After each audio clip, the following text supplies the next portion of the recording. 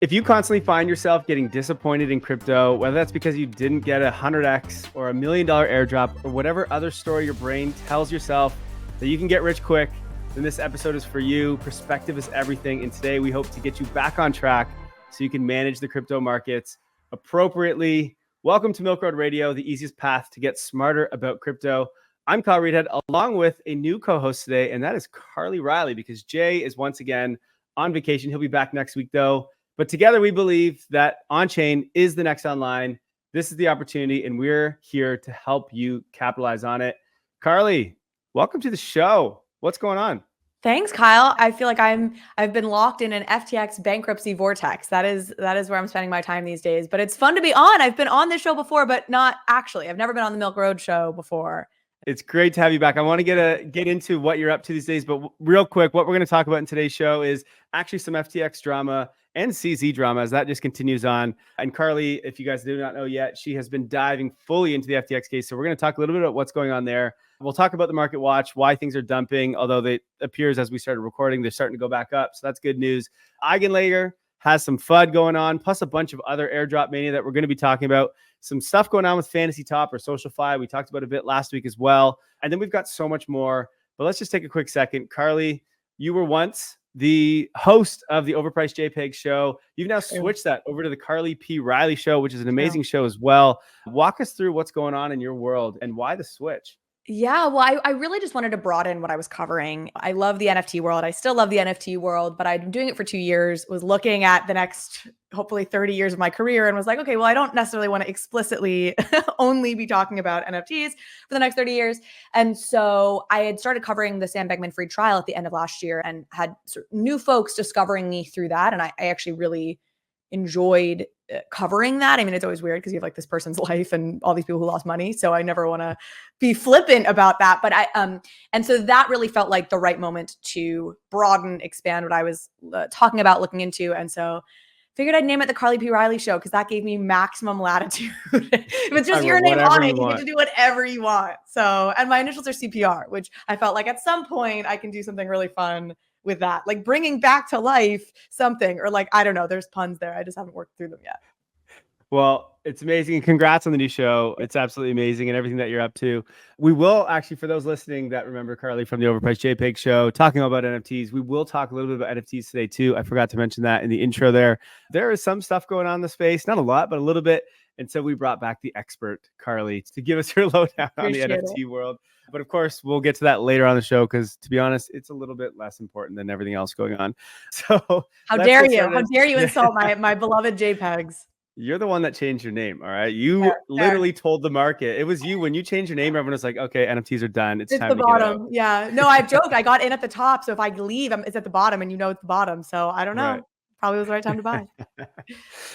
Crypto will go up more than 100x in both users and value over the next decade. If you're listening to this right now, you're extremely early and have an incredible opportunity to capitalize. At Milk Road, our mission is to make you smarter about crypto. That's why we're doing today's podcast and why we send you a daily newsletter for free. But if you're ready to level up as an investor, then let me tell you about Milk Road Pro. We crafted this resource for investors who are already smart enough about crypto and are looking for more actionable insights on how to invest successfully in one of the fastest growing industries on earth. Every week, we break down the latest trends, dive into tokenomics of popular and up-and-coming tokens, and get into the nitty-gritty of market analysis, all to help you invest smarter. Plus, we have a private Discord community for pro members. It's like your backstage pass to the Milk Road crew, exclusive insights, hot tips, and live AMAs with our team. Now, if you're looking to level up as an investor, then click the link in the show notes below and sign up to Pro today. Don't let this bull market opportunity slip through your fingers. Let's get into the show. As per usual, we start with Market Watch. Guys, Carly is going to host the show today. She's going to be the one taking Jay's spot. And so we'll let Carly kind of get things rolling. But the screen is shared for those that are listening. And we're going to walk through the entire Market Watch. Yeah, well, easy job for me here. I just got to throw it back to you, Kyle. So Bitcoin, talk to me about what's going on with Bitcoin. What does the week look like for it? Yeah, so Bitcoin is currently sitting at 59,390 as we speak right now. It is up 1.87% on the day and down 7.63% on the week. It's actually had a pullback over the last 40, I think it's like 48 or 49 days now, where we've just passed a pullback of 20%, which is quite typical in any bull market for Bitcoin. So it's pretty normal. It's the fourth, I believe it's fourth or fifth pullback we've had of this magnitude so far in this, let's call it bull market, at least since the bottom.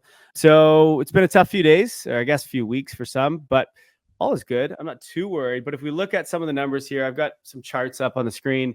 If we look at the weekly crypto asset flows, it's our third straight week of outflows. And it was a big one this last week, I think up to $500 million of outflows. So not so great in terms of just crypto flows in general. And we just passed 4 weeks straight of red candles, and we are working on our fifth one right now. That has not happened in, I think, since like the bear market of the last bear market, so sometime in 2022. So it's been a minute. Hopefully we have a green week, but let's see what happens. We just had like 7 green candle months in a row. And so let's see what happens next year. But if we look at the ETFs, these are the real reason we're bleeding. They have had 563 million in outflows recently. So it's been a bit of a struggle. That was just yesterday, I believe, actually. Yeah, that was yesterday, one day, the US Bitcoin outflow. So it's been a bit of a struggle. Everyone thought the Bitcoin ETFs were just going to be inflows. Now everyone's getting punched in the face and realizing, okay, BlackRock's not going to do everything to get our bags go up, and up. There is some good news, though. One is that the Hong Kong spot Bitcoin ETFs went live this past week. A lot of people were expecting really big numbers here. This is their first, I think, point that we talk about with expectations, as I mentioned at the beginning of this show. For whatever reason, people thought, well, the Hong Kong Bitcoin ETFs are going to be as big, if not bigger, than the US ones, which, just in terms of population size makes, no sense. 0 sense. Well, and also No there's some misperceptions, I think, in how people don't really understand how the Hong Kong ETFs work relative to like a US ETF. Isn't that part of the challenge here as well? Absolutely. I mean, one, so smaller market. I guess the other thing is I think it was a holiday on Monday in Hong Kong as well. So a lot of banks just like take a few days off. So that is one thing. And then there is a weird way that it's set up in Hong Kong. So let me show you some of the numbers here. So first, people were not so excited and thought it was actually really bad and things didn't go so well because there was only $12 million in volume in the first day. The US was something like 600 million. So like a massive difference. Yeah, just a little bit of a difference. But the difference here is that one, people need to lower their expectations, obviously, because it's just a way smaller market. But the second thing is that volume is not actually that true. There was hundreds of millions that made its way into the spot ETFs. The difference is that they go into the ETFs pre-launch, whereas in the US, everything was forced to come in the day of the launch. So all that volume of the inflows was counted in the inflows for that week or for that first day. Whereas in Hong Kong, it was not. It's like 200 million in assets under management after the first day, but it was like 12 million in volume, which obviously doesn't make any sense, but it's just because the money was already there. They preceded it basically. It's not an apples to apples comparison to look at the first week inflows when you compare a Hong Kong market to the American market.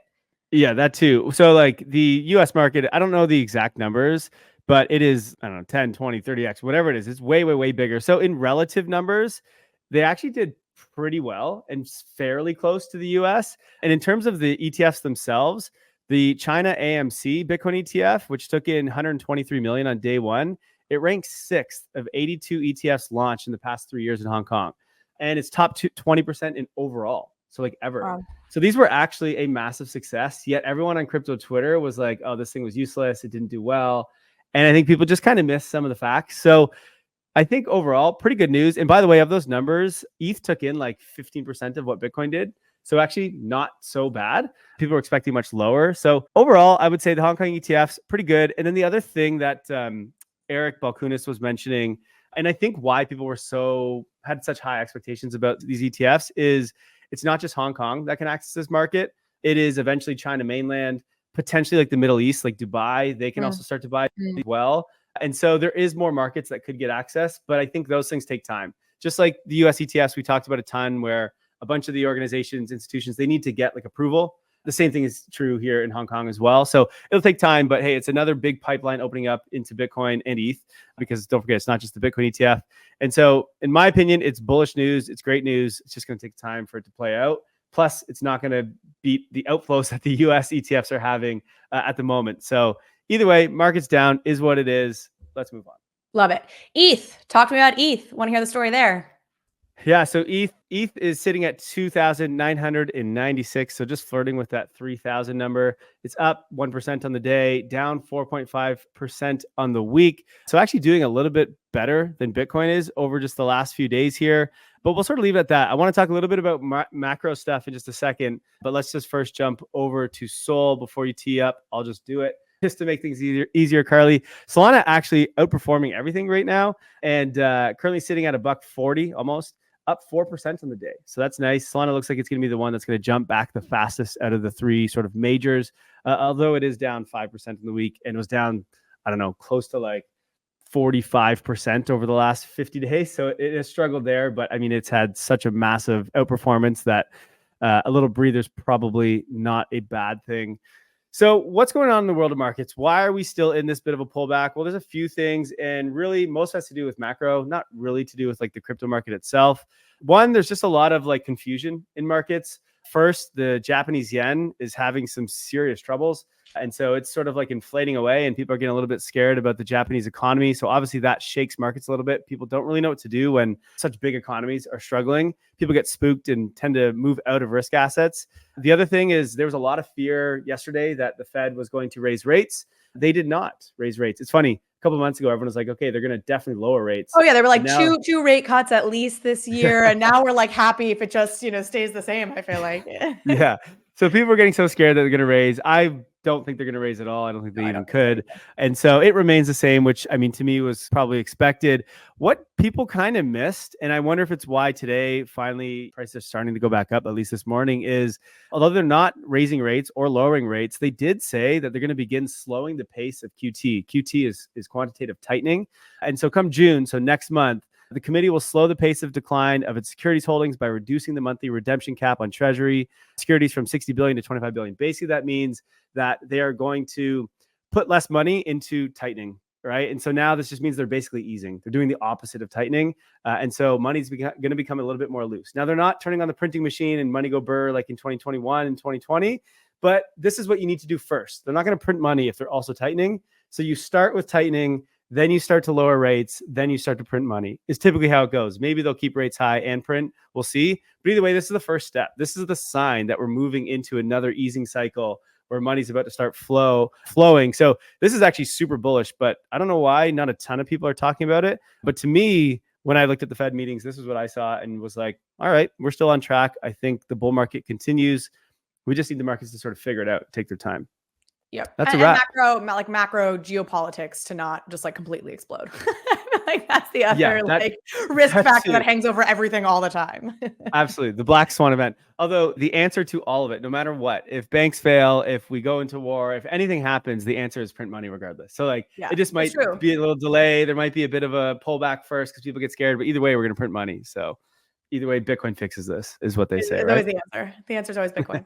All right, that's a wrap on Market Watch. Let's jump into our top stories of the day, or sorry, of the week. And the week has been filled with airdrops. Tokens have been nonstop, but it's been a tough week for these airdrops, partly because markets have just been struggling. But in the last 24 hours or so, Camino dropped. So the Camino Finance token, which was on Solana, it went down 69% the moment that this token dropped. So not great. Rez, which was from Renzo, the restaking protocol on Ethereum, it also dropped same day, down 31%. EigenLayer did not launch a token, but they announced that they are launching Eigen. And holy damn, did that ever get a lot of FUD. Yeah, we got to talk about that one. Yeah, 100%. We got to talk about that. And then also Friend is coming today. We're recording right now on Thursday, and it hasn't launched yet. But we'll talk about what's going on in that world there. Hopefully they pick up the slack and save us all. But yeah, as Carly just said, EigenLayer has been a wild one. If you look on Twitter, just people are not stop talking about this. To give you the Coles notes, at least to get started, EigenLayer, which this was way earlier than I thought, they have announced Eigen Foundation that they're launching Eigen, which is their new token. And they've done a snapshot. I think it was like March 15th. For anyone that has been restaking, they're going to count up your points and you are going to get Eigen tokens. And then season 2 is already underway. So if you've been restaking since March 15th, then you are already collecting points for season 2. If you were staking before March 15th, you will be getting this airdrop, which is coming, I think, at some point in May, but I don't know the exact date. But there's been a lot of FUD. Carly, Yeah, Do you want to start us off I with was that? kind of surprised by all the FUD, but the big points of controversy, this tweet lays it out well. You've got the fact that it's non-transferable out the gate. You're going to get it, but you're not going to be able to transfer it immediately, at least. I think it's going to be a couple months. This person flags most tokens are going to VCs. We can talk about that. Vesting starts immediately for VCs. I think this is an interesting one that's worth explaining for folks who missed it. Small airdrop allocation, points trading encouraged, but traders get rugged.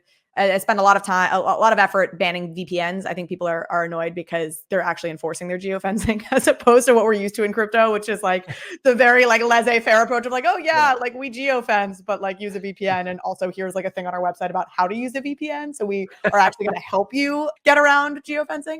And then this one as well, insiders knew the precise block number of the snapshot. I would categorize this around, the most tokens go to VCs, vesting starts immediately for VCs. I think there was just a frustration with how the insider everything was handled, which I think is maybe worth talking about. I don't know. What did you think of the FUD? Like, did you feel like it was warranted? I mean, I don't, but again, I like to manage my expectations, which I think a lot of this community does not. But let's just start here. People were not happy, and you can see it in this chart here. There has been 5,000 plus withdrawals from restaking from EigenLayer in the last like 24 hours. Now, this is somewhat normal. When an airdrop ends, typically people leave and they go elsewhere. Now, there is another season, so the hope is that people will stay. But I mean, the TVL has not been impacted that much. This isn't that big of a deal, but we'll see. So far, that doesn't look great, but it's not the biggest worry in my books anyway. Let's get started. I'll go through the expectation side of things, but let me do that second. Why don't you start, Carly, on the idea of, I think, big funds being able to get their money out quickly. Can you talk about that a little bit? Yeah. The tweet that we have up, I think, explains this really well. Folks obviously went on chain, started to take a look at things. You had this one wallet in particular that deposited nearly like $13 million into EigenLayer in January, and then racked up 3 million, 3.5 million basically in Eigen points. And then the day after it turns out the snapshot was taken, all of that was withdrawn. That obviously reeks of insider trading and insider behavior, and it's so strange to me, frankly. Like, if you had insider information, like, why make it this damn obvious by behaving in this way, But it's crypto, and this is what we know happens. And so that obviously got folks really frustrated for I think, valid reasons, obviously. The idea that there were folks who just knew exactly how this whole thing was going to play out. The other piece, should I talk about the other piece I think that's kind of valid about folks' frustration with the insiders? The insider vesting schedule begins now as opposed to when transferability is enabled. And I think folks felt frustrated about that too, is like the vesting should start when we, the regular folks, are also able to start transferring things and doing what we want with our tokens. And I thought that was actually, of all the complaints, I felt like that was a pretty valid one to me. Like, I don't mind the non-transferability immediately. It's sort of like, well, they could have airdropped it to you in 2 months with transferability immediately, or give you a heads up early and not make it non-transferable. Like, I kind of get that argument, but some of the frustrations about insiders I thought was valid. Yeah, completely agree. Look, there's a reason that these are non-transferable. They didn't just do it just to, like, I don't know, cause some fun and get a bunch of people pissed off. They did it because Eigen is a very different token than anything that I think people are used to. Most of these other tokens that launch are just governance tokens. There's no need to make them non-transferable. Eigen actually serves a purpose. So I'm not getting into all the details, partly because I don't fully understand all the details. There are some very, very smart people that have been tweeting about it, and there's a bunch of people debating on, like, is this necessary? Is it not? And I don't think we have like a clear yes or no answer yet. But basically what this is Eigen is a universal intersubjective work token. Oh my God. Now, what the heck does that mean? I'm not going to get into it. Sounds like some like gender studies PhD thesis. You know what I mean? Just like a bunch of words. They're like, none of that means anything. Right. So basically, restaked ETH exists, or staked ETH exists for if validators do something wrong, they can stake that ETH and there is a penalty. The same is true for AVSs and others that are using this restaking protocol, using EigenLayer. Eigen now becomes, instead of staking or slashing, more of ETH, which could be a problem for security purposes, they're now taking Eigen, using this as kind of like a security protocol, or security token for its protocol. And so when it needs to slash others for certain things they're doing, which are intersubjective, and again, I'm not going to get into what that means, they're going to use this Eigen token for it. And so it serves a purpose in the entire Eigen ecosystem.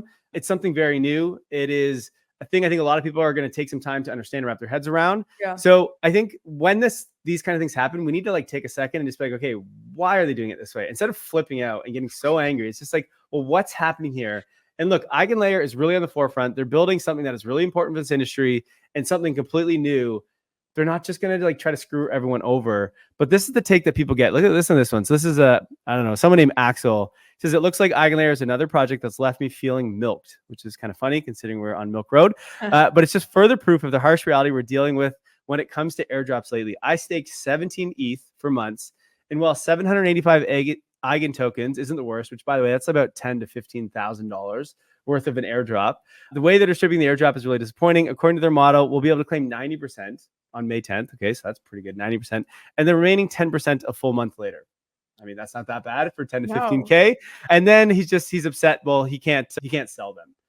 And it's just like, I don't know, like why people to me are just a little bit too entitled with this stuff. Like, oh, you're telling me crypto Twitter is entitled? What? They're having temper tantrums about like a first gut reaction to something without actually digging into it. It's so wild to me. I mean, this market has just warped everyone's brains. In traditional finance, like the kinds of returns that you get excited about are like literally a fraction of what we get regularly on airdrops and crypto, and people want to have a little like hissy fit about it. Honestly. I get that people are risking their capital, right? Yeah. But you're getting a good return. Like it's not like you're risking. This is good. Like you're it is good, and also you're not forced to risk your capital. You don't have to do this. You are choosing to do it, right? And I don't understand the expectations that people have.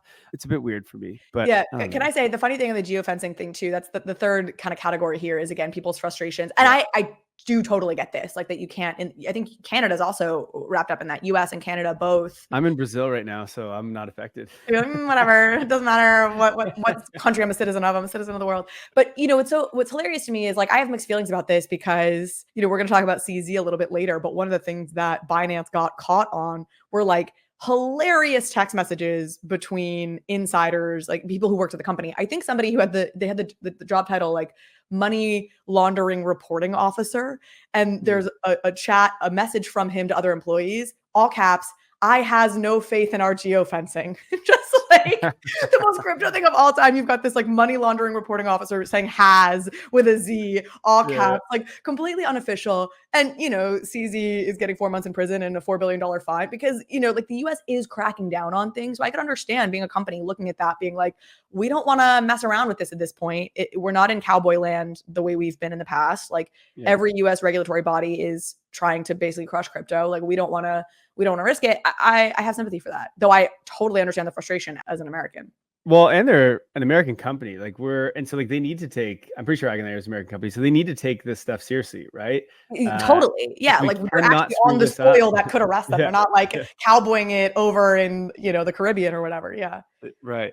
And just to put things into perspective, the EigenDrop is actually pretty big. So right now on Avo, which is like the predictions market for pre-launch tokens, the implied valuation is 18 billion. So it's pretty high valuation, but that means 903 million will be given to 280,000 addresses for season 1. And then there's another, don't forget, this is just season 1. There's another 1.8 billion so far that's set aside for season 2 and season 3 airdrop. So there's a lot more money to come. For perspective, the Arbitrum airdrop was 1.5 billion to 625,000 addresses. So at 900 million to 280, you're pretty much, it's even better actually, the Eigen one. ENS was 1.07 billion to 138,000 addresses. That was pretty good. And DYDX, 247 million to 64,000 addresses. So I don't know. Overall, it's going to be a big airdrop. And if you got it, be happy. I don't know. It's all good. Yeah. Although Polymarket, the other predictions market, put out the best tweet, I think, of the day, which was, there's now a predictions market. And you can actually bet on this and see what you think. But will Eigen or CZ be transferable first? 60.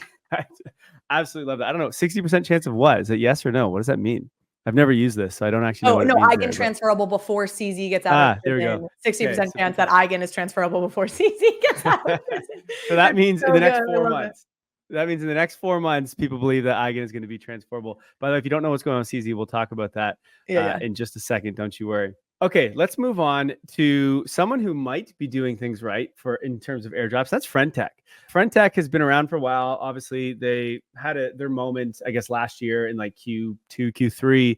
And Friend.tech V2 is coming this week, and they're launching a token with it called Friend. What's interesting about this one, and this one should get all the FUD sayers, I guess, to just shut up, because they're giving 100% of all of their tokens to the community. Nothing is going to investors. Nothing is going to the team. It is 100% to the community. So let's see how that does. I don't think this has ever happened before. Yeah, that's but wild. Isn't it a little bit wild? I mean, I don't mind when things go to employees, though. I guess, there's maybe a good argument to be made of like, if you're an employee here, you should love this product enough that you're using it and you'll therefore get airdrops because you are also a community member, and like incentivizing employees to just be a user like others. I don't know. I mean, they also they did raise quite a bit privately as well. So maybe the employees, which I don't think there's many employees there, probably just all have equity. So like, whatever, just give the tokens away. But obviously Friend.tech is much more of kind of a degen-ish experiment. And so I think they can just play around this kind of stuff and see what happens. But it's kind of funny. This person's tweeting out just saying anyone receiving the FT airdrop should try their best to help make it a huge success, because this is the first time we're seeing 100% allocation to the community. And so maybe if it works, other protocols will replicate it. So people begging, I'm assuming this guy's getting a bunch of tokens. He's like, hey guys, don't sell. Yeah, exactly. That's basically what he's trying to say. Friend.tech though has probably the best Twitter account, I think, in crypto Twitter right now. They have just been playing around with all of the users of Friend.tech and playing around with like, will they actually launch today? They actually pushed it back. It was supposed to be, I think, on Tuesday. They said they're going to push it back. And then they tweeted out yesterday, said, we might need another day to implement some of the tokenomics suggestions we just got from the EigenLayer team. So they nailed it there. And then they posted the meme of all the white old guys laughing, having a drink, and just said, and then we said it'll launch on Thursday.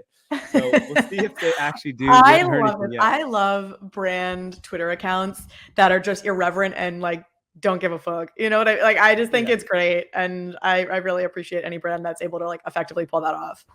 Completely. Friend.tech and Polymarket are the two best. I think these guys they know what they're doing, and they're so funny to watch. But interestingly, as we wrap up the airdrop section here, there have been so many tokens that have launched in the last few months. There's a list that I have up here that someone tweeted out, and there is, I think, 20 different tokens on this list that have market caps of over hundreds of millions to billions, FDVs of literally multiple billions, some even tens of billions. Jupiter, Athena, Wormhole, Starknet, Dim, Alt, EtherFi, Pixels, like the list goes on. And we just named 3 that are this week alone. And there's going to be a bunch more. I mean, Eigen coming up in May. Blast is also coming up. So one thing that people need to be aware of is like, guys, this is a lot of supply coming to the market. And we have to someone needs to buy up that supply. Otherwise, these tokens are going to drop. And so you wonder why Camino is going down 69% in day one and Res is dropping too. It's like, there's not enough demand for this right now, especially since we've been in a bit of a pullback for the last 45 days. It's tough out there for a drop. If I were slated to drop a token, I'd push it. I'd be like, hey, you know what? Looking at the conditions here, make a couple funny tweets to go the Friend.tech route and be like, sorry. People would be mad in the short term, and in the long term, it'll probably, people will be happy because it'll probably bode better for you. Yeah. I actually wonder, Friend.tech was going to launch on Tuesday and then markets dumped on Tuesday. And so then they said, oh, we got to figure some things out. And so they pushed it 2 days. I think they were hoping for a bounce. Didn't happen. Now I wonder if they actually do it. We'll see. It's going to be funny. Those listening, you guys will already know because it should be today as we're recording. Anyway, let's move up here and we'll move on to FTX. So interesting story going on here. So FTX has obviously been selling a lot of their estate, so a lot of the assets that they hold. They just finished up their big tranche that they have of locked Solana. I don't think we finished it necessarily. I'm not sure that that's 100% true if it's finished or not. I don't think we have clear reporting on it, if I'm being honest. But they have started their last bit of selling of Solana. Right. Okay. What's interesting is that if you bought some of it right now, you can buy it for $100. There are some bids that were 95. I think the lowest they accepted was $85. Yeah. And I mean, currently Solana's at what, 140, I said at the top of this show. Yeah. And was, I mean, just a few days ago or a few weeks ago was over 200. And so anyone getting it for $85, that's pretty good. Now, I think they have to hold it for a certain amount of time. So here's the thing. It's locked Solana is what's being sold. So my understanding, but I'm not 100 on this, is because these are insider tokens, basically, that Alameda, Sam, FTX had because they were early investors in Solana. It's basically like investor tokens you're getting. So they're locked. Okay. Now, what's interesting is these have been selling at crazy discounts. These are actually not so bad right now. This tranche that we're talking about, these are selling for 95, 100, whatever it is. And Solana's at 130, whatever it is. The last tranche they sold, and bear in mind also that what they're selling now is open to an auction. So you do have more everyday investors getting in on it, whereas the last round was basically just sold to insiders, Galaxy Digital and others. That was sold at about $64. This was back in March when Solana was trading for 180, 200. Wow. What? So, folks, I think very rightfully saying this feels like the FTX estate and Sullivan and Cromwell and folks kind of throwing a bone to their friends essentially and letting them buy in at these sort of crazy discounted prices. Now, look, it's locked Solana. So it is going to trade at a discount because obviously it's not like you can turn around and arbitrage it right away and just sell it on the open market. But some of the reporting here that I think has been wrong. You've got reports saying, oh, it's locked for 4 years. The Solana is locked for 4 years, at which point it becomes very hard to know what is the right price, right? If something's locked up for 4 years, you can maybe justify that kind of discount. But it's actually unlocked over the course of 4 years. So the last bit of it will unlock in 2028, but you have a bunch of these Solana tokens unlocking within the next year. And they basically unlock monthly at particular distributions over the next 4 years. My feeling is like $64. Again, this would happen back in March for tokens that we're selling on the market for 180 is too steep a discount for what these tokens are.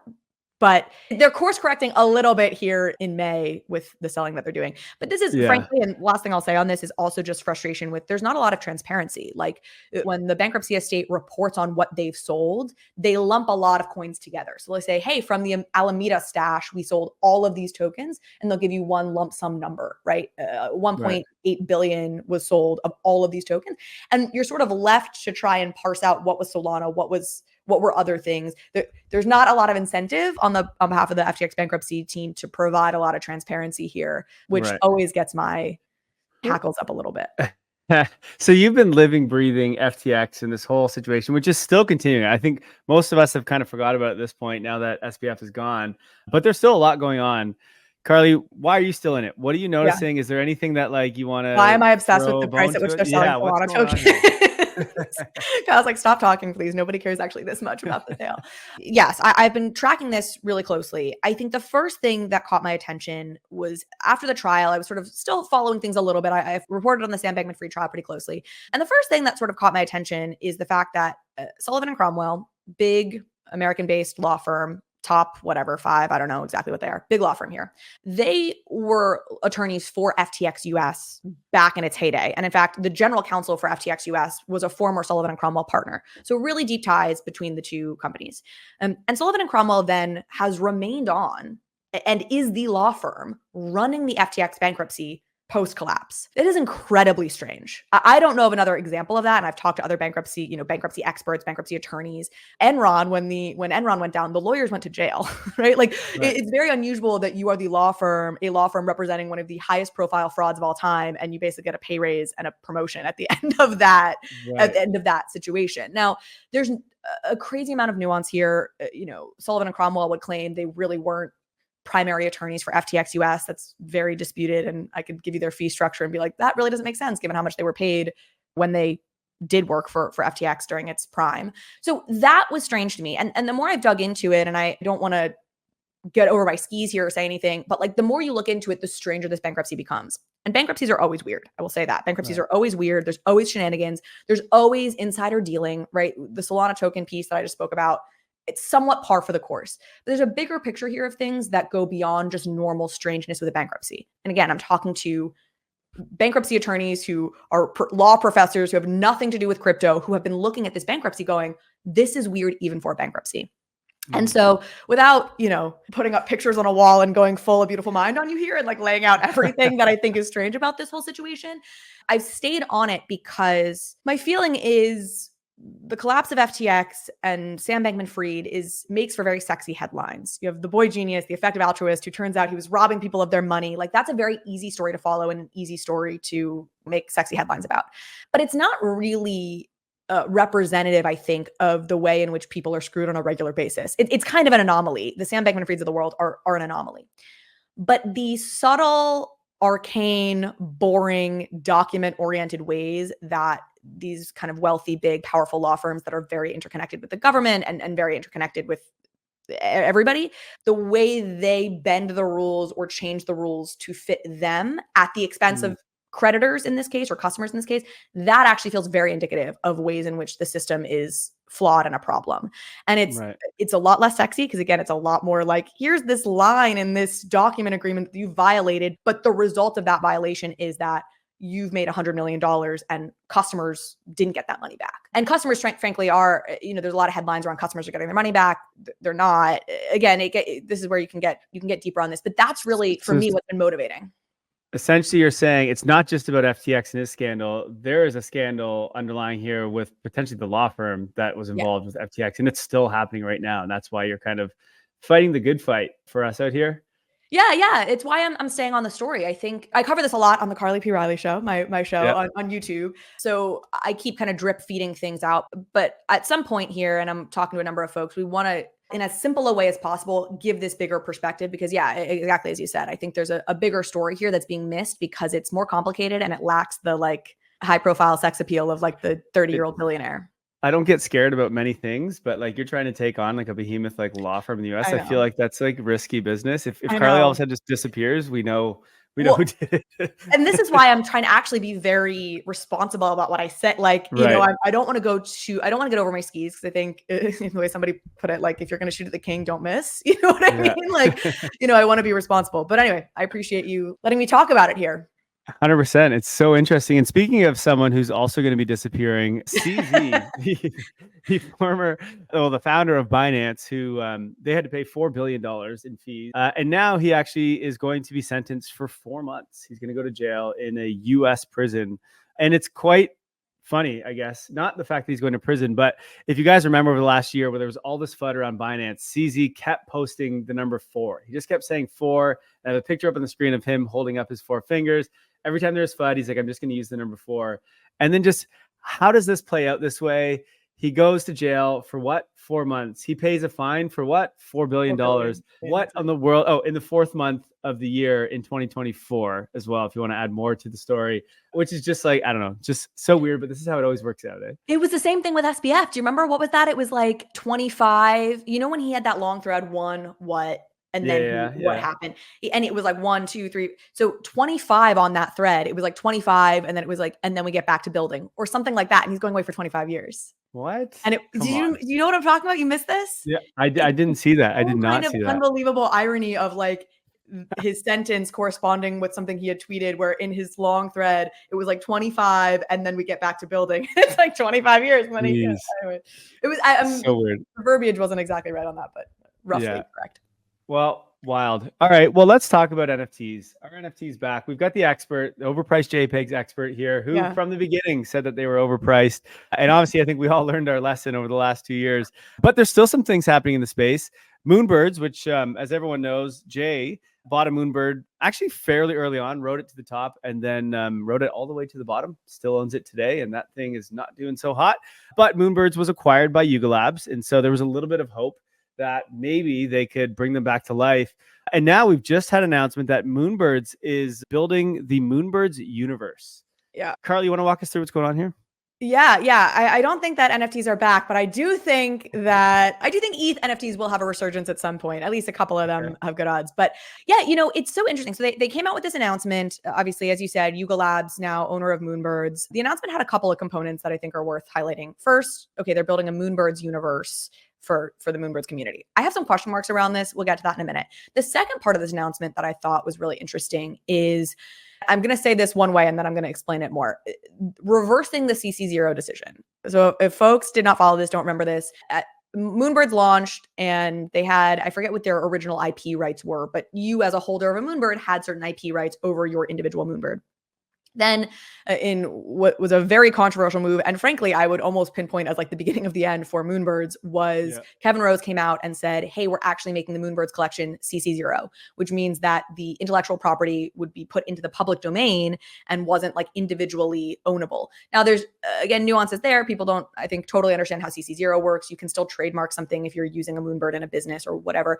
But people felt very blindsided by that, I think for good reason, and felt like you basically sold me something that had a set of rights alongside it, and then you unilaterally decided to take those rights away from me without consulting the community. Like, what a strange move. Okay, so now you have in this latest announcement by the Yuga team running Moonbirds that actually we're giving rights back.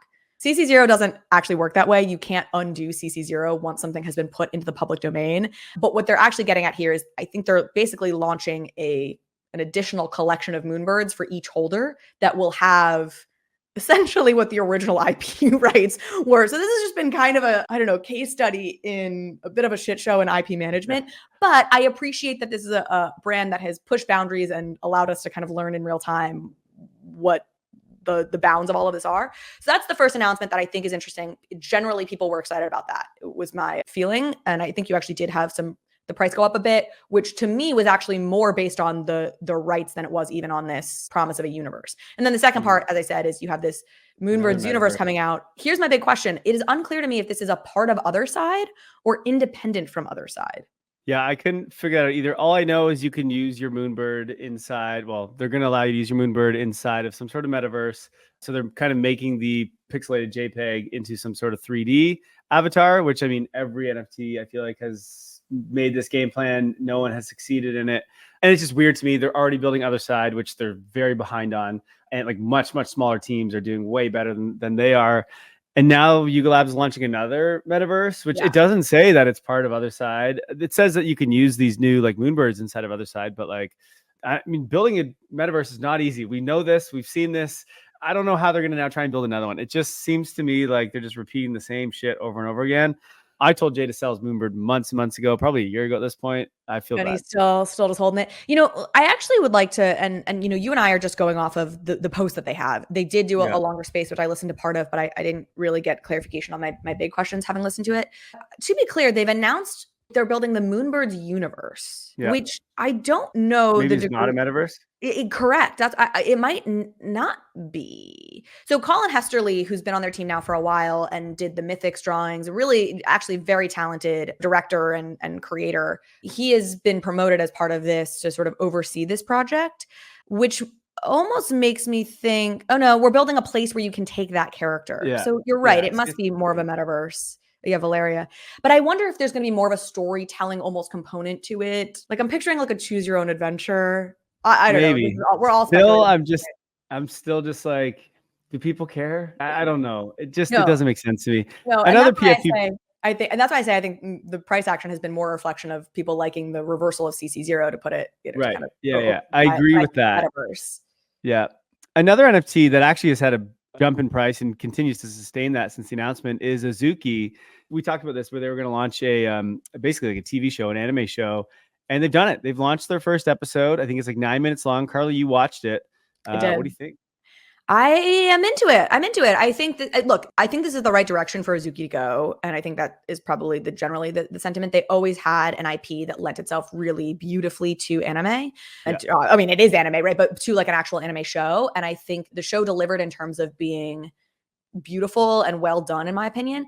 You know, the storyline is kind of shrugged to me so far. You know, a woman keeps going to a vending machine and there's a strange guy next to the vending machine and then he whisks her away to a different world after she eats a red bean. And I was like, sure, like I'm not like, oh, I need to see the next episode. I'm also not necessarily the biggest anime watcher, though I love Studio Ghibli films. So, you know, I think more to be revealed. I think one episode, it's hard to judge, but they didn't, to me, they didn't like fumble the bag with the first episode.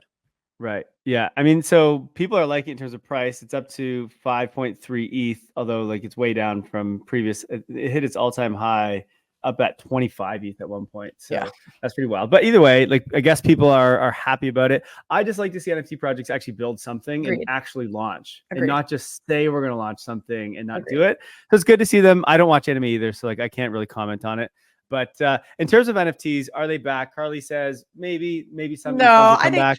ETH and when I talk about NFTs, like I left overpriced JPEGs right before I feel like everything really moved bigger to ordinals and even to Solana and things like this kind of era of like ETH NFTs are dead is totally an era in which I have not been doing my show. So I still have a soft spot for ETH NFTs. I still think that in many ways, those will always be seen as like the OGs. The OGs of ETH NFTs are sort of the OGs of NFTs.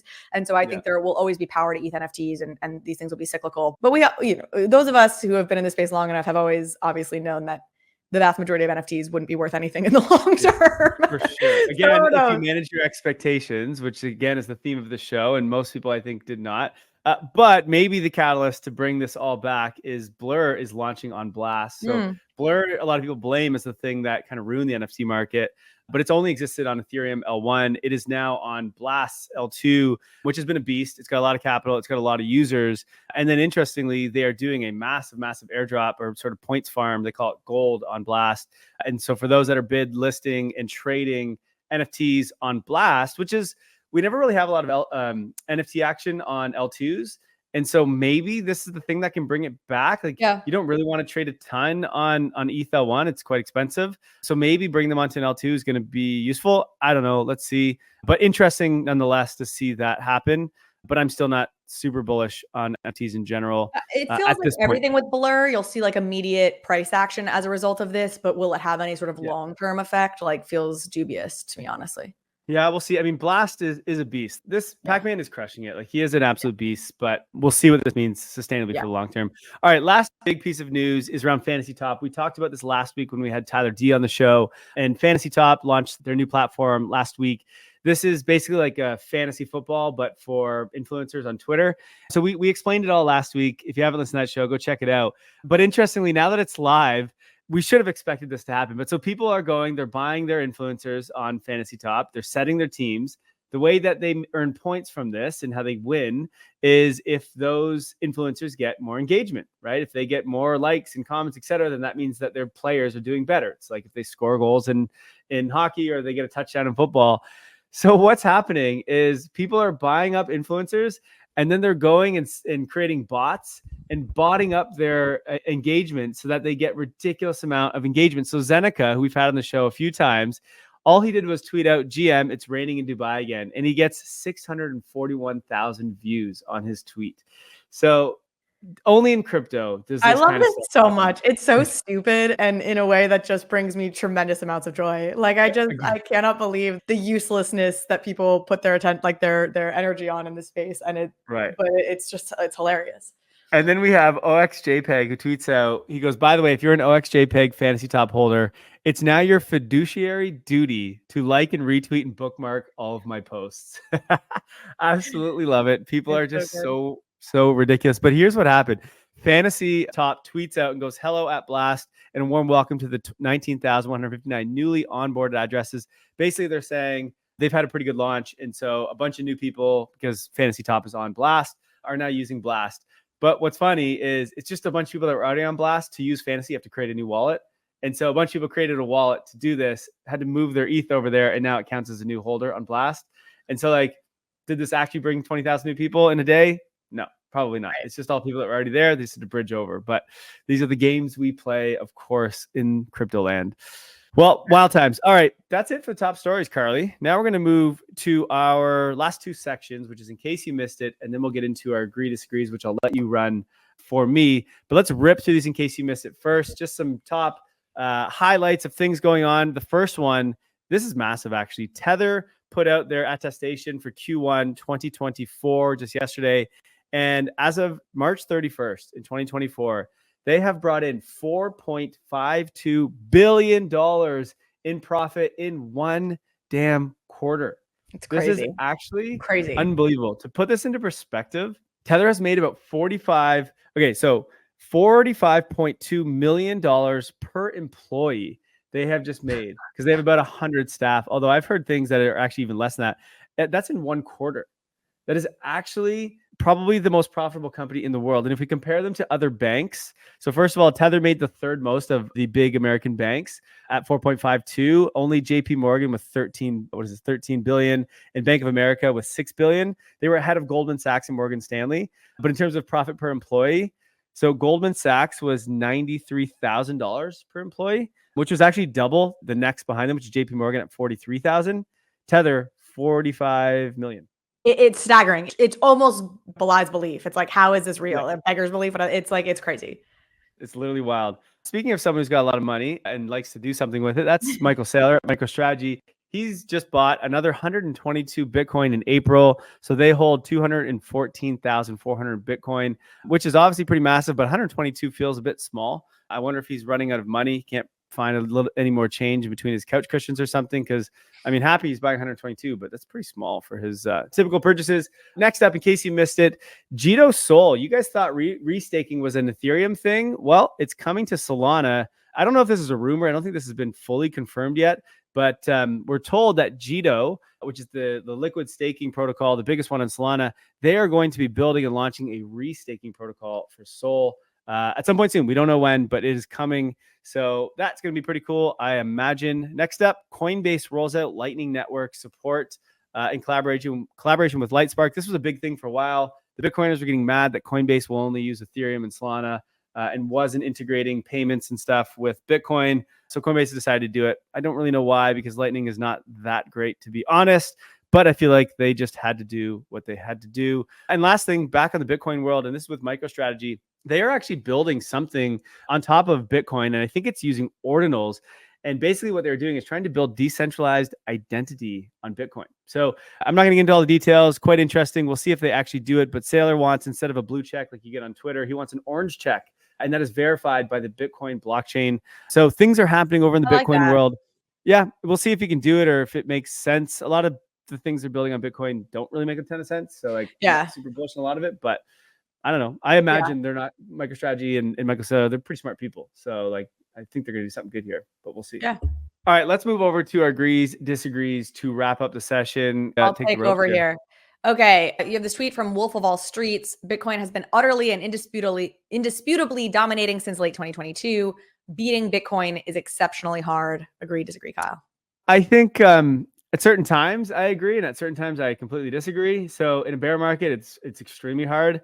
And actually, for most people, if you're not like 24/7 in this space all the time, reading Milk Road every single day, listening to Milk Road radio podcast every single day, it's probably pretty hard, mainly because people get the shiny new toy syndrome and they start buying every different token. Whereas like you can just hold Bitcoin and you can do pretty damn well, especially if you buy it early on in the bear market. But Bitcoin dominance just continues to go up and up and up. So I completely understand what he's saying. For most people, it is definitely much easier to just hold Bitcoin.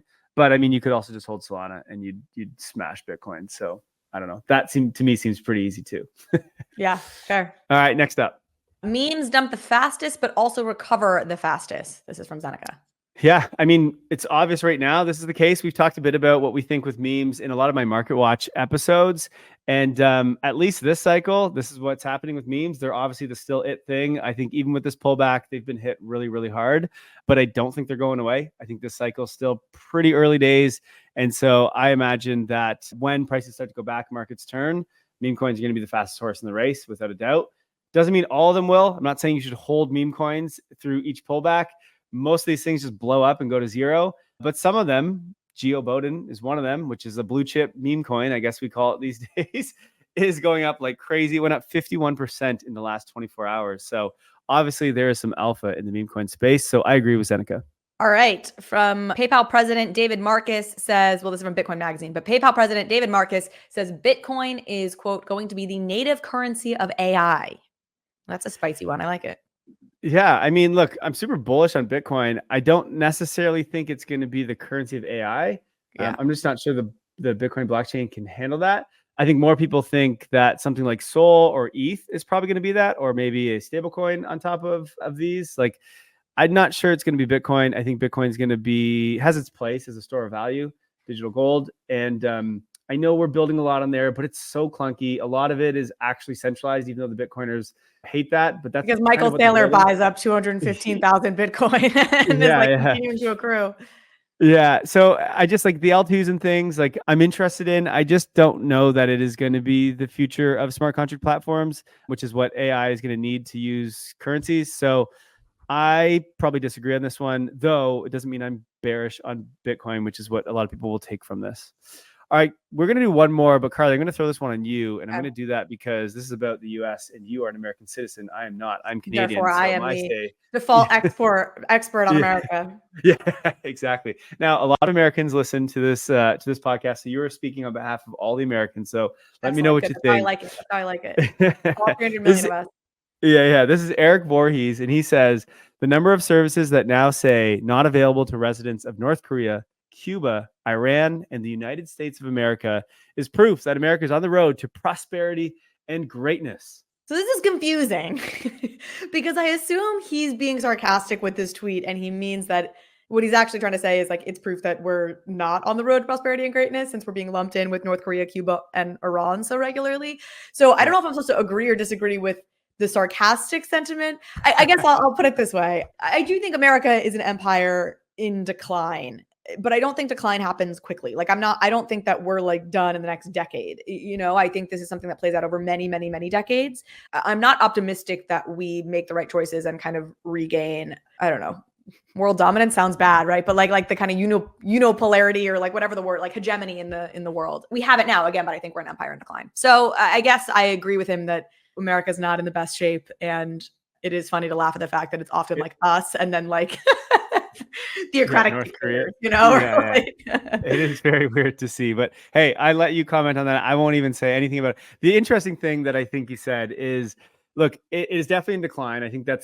I guess it's not definitely in decline, but I think it's pretty apparent, and at least in my opinion, that that is in some form of decline. But the problem with crypto people, this goes back to expectations. We keep going back to this, is people go, okay, the fiat system is going to fall apart. The US is going to not be the leader anymore. It's going to fall apart. But everyone thinks that that's going to happen like tomorrow. Yeah, the time horizons are really off, I think. Right? And the time horizons are so far off. So like, yes, we are going to have like Bitcoin and crypto are going to take over the world without a doubt. But like, it's not tomorrow. It's not next year. It's not 5 years. It's much longer than that. Yeah. And same with when empires fall. It takes decades for empires to fall. Yeah. This has happened time and time again. There's a bunch of books you can read about this that are really good. The Fourth Turning is one of them. But it takes so long for these things to play out. And I'm sure maybe they're a bit faster now just because the world moves a bit quicker, but it's still not weeks, months. It's not remotely the time horizon that people are thinking. And like, we still, I think, are really dominant. Like our VC markets are, and our culture, so much culture comes from the US, though I guess TikTok is sort of decentralizing that to a degree, right? Not that TikTok is decentralized, but I do think we still have like areas in which we really are incredibly dominant. For sure. Obviously. I mean, our military too, but I actually think that's part of our decline. So in any case, I think we largely agree, but yeah, people need to totally rethink their time horizons on like, you think about like the network state, Balaji stuff. I love everything he says. I just think like that we're talking like it could be 100 years, if the world doesn't implode before then. I honestly think like we get a network state in like 75 years, which is really cool and exciting, but like it might not even be in my lifetime, so right. Well, that's a wrap. That was amazing. Carly, where can our listeners find you if they want to learn more about everything you're doing with FTX and on the Carly P. Reilly Show? Love it. Carly P. Reilly Show. I'm only posting on YouTube, or I've only been posting on YouTube lately, though I will be reviving the podcast at some point here. I want to make sure both experiences are good. I don't want to build something for YouTube and then put it on the podcast and have it be a bad audio experience. So go follow me on YouTube, the Carly P. Reilly Show, CPR Show. I think you can also put in there, but the podcast will be reviving soon if you're more of an audio only person. Nice. Well, it's good to have you back in the crypto world. I'm sure everyone misses you and miss your podcast. I know, I miss you too. I am still tracking and following along. I just am not posting the way I once was. And I have to say, it's actually a little nice. It's kind of nice to like be a little bit more at an arm's length distance from it all.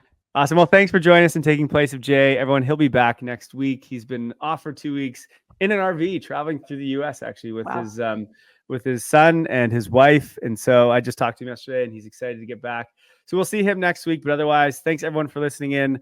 We will see you next week. Take this weekend, manage your expectations. Don't get mad over airdrops if you don't get $1 million. We've got to learn to manage our expectations. It's going to make your life a lot easier.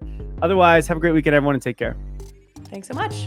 Thank you for listening to Milk Road Radio, the easiest path to get smarter about crypto. If you like this episode, share it and hit subscribe or follow so you don't miss out on the next one. There's also a link in the description to our free 5-minute daily newsletter where we simplify crypto for you while making you laugh. And if you're willing to step up your crypto investing game, then we'll leave a link to Milk Road Pro as well, your #1 resource to help you invest successfully in crypto. One final note, this podcast is for educational purposes only, and nothing we say is financial advice. Crypto is risky, so you should never invest more than you're willing to lose. Thank you, friends, and we'll see you in the next one.